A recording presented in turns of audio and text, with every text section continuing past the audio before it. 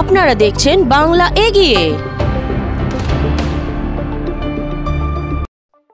आज Kolkata press club में the institute of cost accountant of India ICMIL memorandum release हुआ for inclusion of cost accountant in the definition of accountant.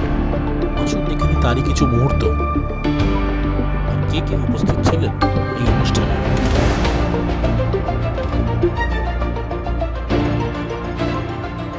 We have on the dais our dignitaries and off the dais, and ladies and gentlemen, this press meet has been organized for the purpose of presenting our memorandum to the press and to make the purpose clear, and our document has been prepared, which should be read out by our Chairman EIRC, Eastern India Regional Council, Subhashini Chakraborty. Yes.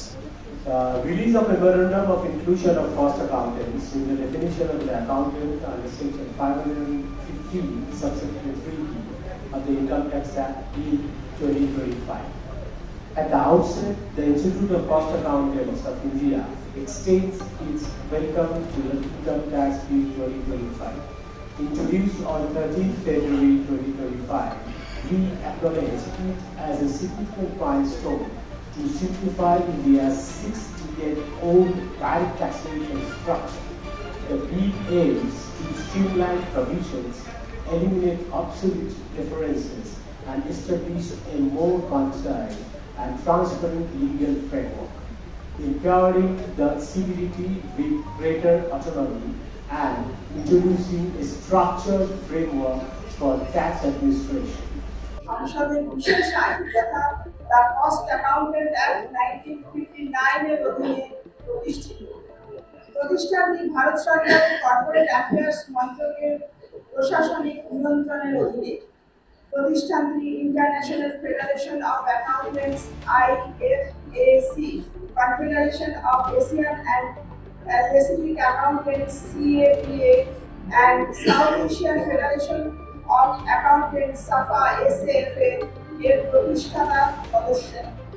এখন আমরা now we are going to release the memorandum.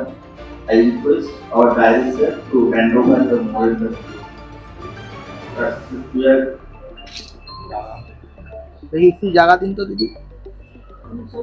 হ্যাঁ হ্যাঁ হ্যাঁ আমার সাথে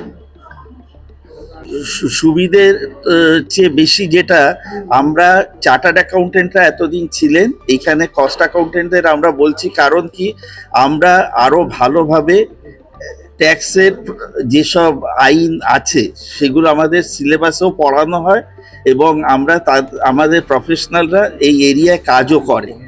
হ্যাঁ, তো সেই হিসেবে আমাদের ডিমান্ডটা হচ্ছে যাতে টু সার্ভ, মানে কি এখন অ্যাক্টটা যে ইনকাম ট্যাক্স অ্যাক্টটাকে সিম্পলিফাই করা হচ্ছে, সেই সিম্পলিফিকেশনের পর যে কাজের পরিধি বাড়বে আর বিকশিত ভারতের যে গভর্নমেন্ট অফ ইন্ডিয়ার যে প্রপোজাল আছে তার জন্যে প্রচুর কাজের স্কোপ বাড়বে, যেটা কিনা একটা প্রফেশনাল বডির পক্ষে করা সম্ভব না। সেখানে আমাদের ইনস্টিটিউটের আমাদেরও মেম্বাররা প্র্যাকটিস করেন ট্যাক্স এরিয়াসে, তারাও যাতে এই কাজটা অ্যাকাউন্টেন্ট ডেফিনেশনে আসে। মেমোরেন্ডামটা দিচ্ছি, এটা না করা হলে ট্যাক্স অডিটটা থেকে আমরা বঞ্চিত হচ্ছি, করতে পারছি না। এবং যেটা এখন নতুন ইনকাম ট্যাক্স বিল যেটা গভর্নমেন্ট নিয়ে এসছে, it's a very welcome step. এখানে অনেক সিম্পলিফাই করা হচ্ছে, ইজ অফ ডুইং বিজনেস। পুরো ইনকাম ট্যাক্স অ্যাক্ট যেটা 1961 থেকে সিম্পলিফাই হয়নি, খুব জটিল হয়েছিল, সেটা এখন অনেক সিম্পলিফিকেশন হচ্ছে।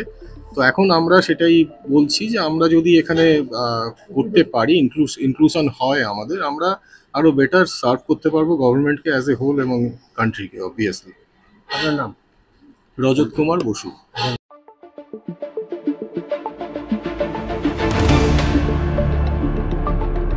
দেখতে থাকুন বাংলা এগিয়ে।